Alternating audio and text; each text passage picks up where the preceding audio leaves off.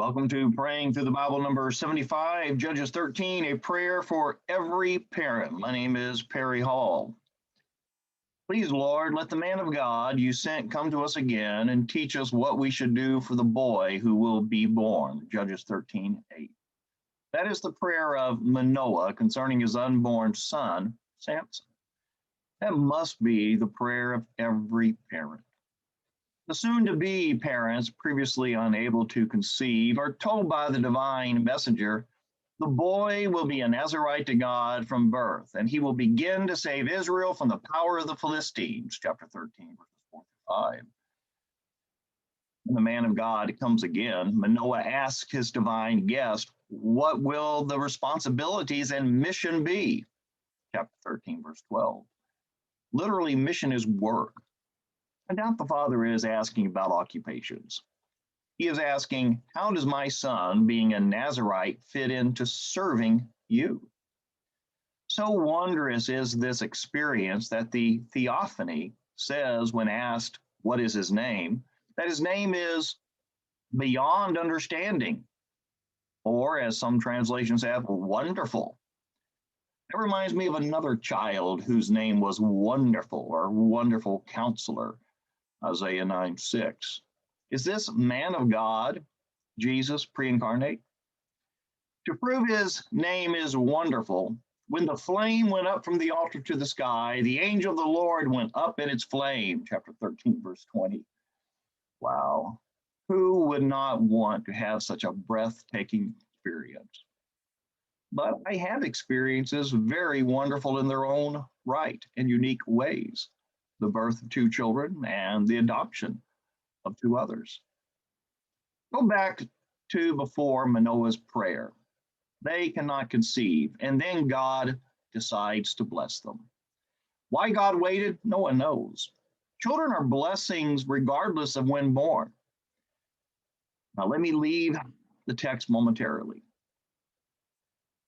When unmarried people have sex and get pregnant, the reaction is sadness, oftentimes, fear, including guilt, and even worse, abortion. Sadness and guilt should be reserved for the sin and sinners, but babies are innocent and therefore should be celebrated. They are special. For married parents, treat your children as special because God's blessings are special and not just a result of biology. Treating children special is not spoiling them. It is knowing and showing they are God's image among us. Go back to Manoah's prayer. First, every parent must pray dependent upon God. Parenting is not for independent contractors. And second, every parent must be taught, developed by God's wisdom. Parenting does come with instructions. It's called the Bible. Changing diapers, feeding, and bedtime routines are not included. Third, every parent must treat each child differently, as each is designed by God. Parenting is a unique experience, as unique as each child. As a parent and preacher, I did not raise my sons to be preachers, nor not to be.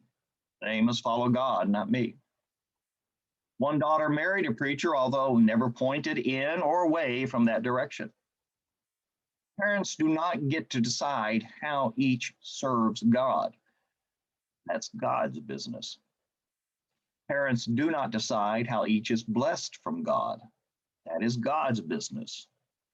Each believer is given grace to serve, and that is God's business, how he decides which gift he will give or gifts. 1 Peter chapter 4, verse 10.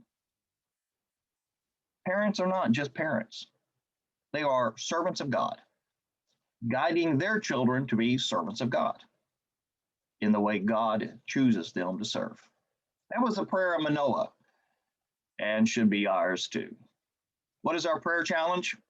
Pray we will guide our children to serve as God decides. The Bible does not teach us to look for our gifts, but rather to work.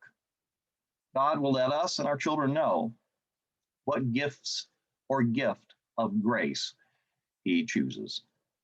This has been Praying Through the Bible, number 75, Judges 13, a prayer for every parent.